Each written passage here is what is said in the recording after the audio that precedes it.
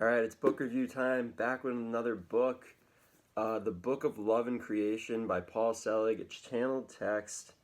This is the third Paul Selig book I've reviewed, and this is my favorite one so far. This was an absolutely outrageous book. I'm gonna give it a 9.9 out of 10, just to start it off with. Really, all I can say about this book is that it's outrageous. First of all, it's basically 3 books in one, which is crazy to think about. It took me about 2.5 to 3 months to read first off the bat, and I feel like I read decently quickly, and I had to take this one very slowly because the information at times can be pretty overwhelming.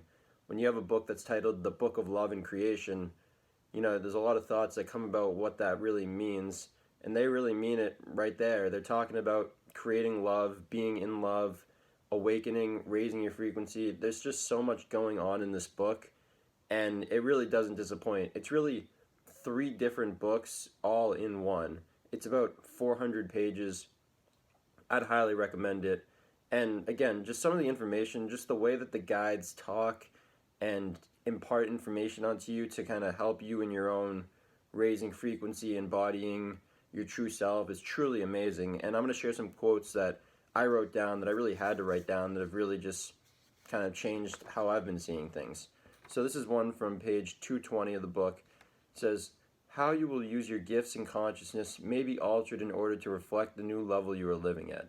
Imagine that you had a voice that could sing 10 octaves, but that you thought you could maybe sing a few notes or maybe an octave. And if you look at the music you would sing, it would be at a very, very limited level. But if you can understand now that your voice can soar to the angels, the level of music you will be given to sing will be much, much wider in its range and in its scope. And with so many more notes available to you to play and to sing, what kind of wonderful music can come from you? This is what we were saying will be changing."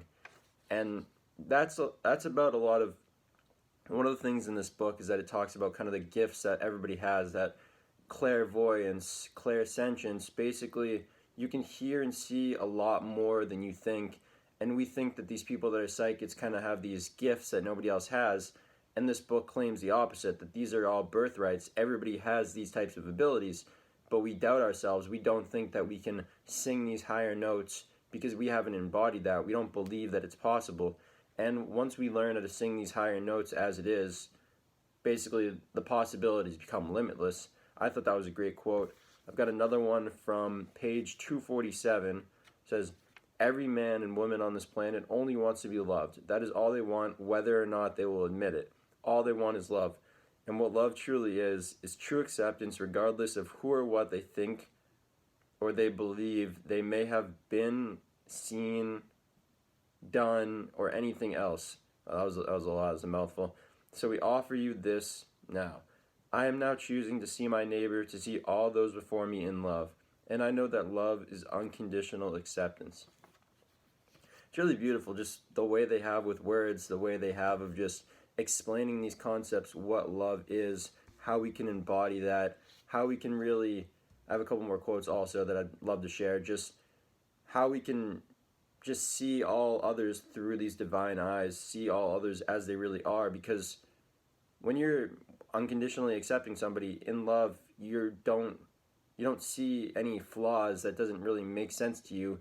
You see them as they truly are, as truly perfect, divine, Christ itself. These are a bunch of different words that are phrases that are used in the book that I'm just repeating, and that's how you really just start to see them. And one of the quotes they also wrote in here was about how if you just read this book every night and then go watch TV and don't actually practice anything, nothing's really going to change other than maybe a minor shift in your consciousness. But it's really supposed to be used as a manual. It's basically like a class in raising your consciousness and raising the amount of love that you can hold and give to others. And so I'll share another quote, and this one is, "I am now choosing to divest myself of those things that are without worth in my values, and I am choosing to call to me now, in my own knowing of my own divine worth, those things that I require to move me forward in consciousness. I am now choosing to realign my values to a higher level of perception so that I may receive the gifts of the Spirit and understand that they are in fact presence and not things that I own. As I am understanding my relationship to those things I have possessed and will release and will gain again, I am free of my attachment to those things that would keep me bound in this physical reality. I am word through this intention, word I am word. That's another crazy one, and it's just that we're all way too attached to things. We're not really grateful for a lot of the things that we have, the people, the relationships, everything around us, and we're kind of there's also a huge thing, obviously, the love versus fear, in that if you're attached to things, you're living in fear. And if you're attached to the known, if you're attached to the tiny little box that we live in of what's known, you can't expand to everything that you will get to be, see, do, have in the future. Everything comes at the cost of what you know, to go to the unknown, to know more stuff. And that's really what it is. I guess I'll share one more quote. Yeah, this was at the end of the book. I just had to write this one down. And this kind of just embodies the essence of the book. This is basically just an affirmation. I am now choosing to create love in all that I do, and my thoughts will be manifestations of love. I am word through this intention, word I am word. This is from page 373. I am now choosing to be aligned to divine love and completion. I am now accepting myself in requirement of divine love, and as I do this, I accept it and I expect it. I am choosing it, and as I choose love, I bring to me love. I am word through this intention, word I am word. It's really just beautiful. It's just, when you just read stuff like this, or when you hear it being spoken, it clearly has. I've noticed that it's had an impact on me. It had an impact on.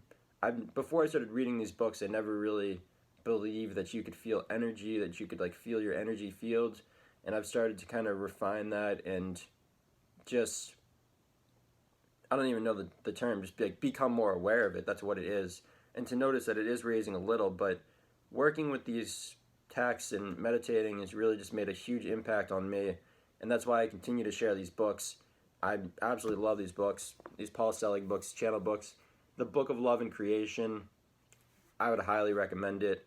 I'm going to read a couple more Paul Selig books after this. They're just absolutely amazing. But again, one of the most important things is just to like practice accepting all others, viewing them in unconditional acceptance, unconditional love, and of course viewing yourself in the same manner.